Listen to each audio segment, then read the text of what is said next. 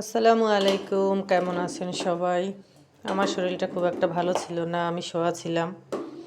তো হঠাৎ করে ইহান বলল যে মা আমি সিমাই খাবো, আমার সিমাই খাইতে ইচ্ছা করে। তো শোয়ার থেকে উঠলাম, এটা ফ্রিজের থেকে দুধ নামাইয়া দুধ বসাই দিলাম।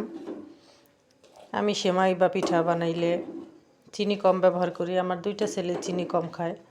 আমার বড় ছেলে সেমাই রান্না করি বা পিঠা বানাই, বলে মা বেশি চিনি দিবা না, চিনি কম দিও। তো এই জন্য আমি চিনি কমই দেই। বেশি গরম দুধের মধ্যে আমি সেমাই দেই না। দুধটাকে নাইড়া চাইড়া ঠান্ডা করে তারপরে সেমাই দেই, তা না হলে লাচ্ছা সেমাই গইলা যায়, তাহলে খেতেও ভালো লাগে না, দেখতেও ভালো লাগে না। এখন আমি এটাকে নাইড়া চাইড়া ঠান্ডা করে নিচ্ছি, এর মধ্যে আমি সেমাই দিয়ে দেবো। বিসমিল্লাহ।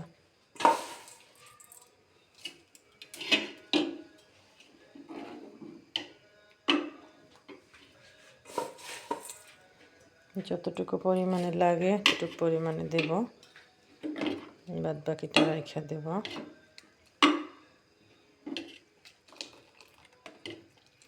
আর একটু লাগে মনে হয়।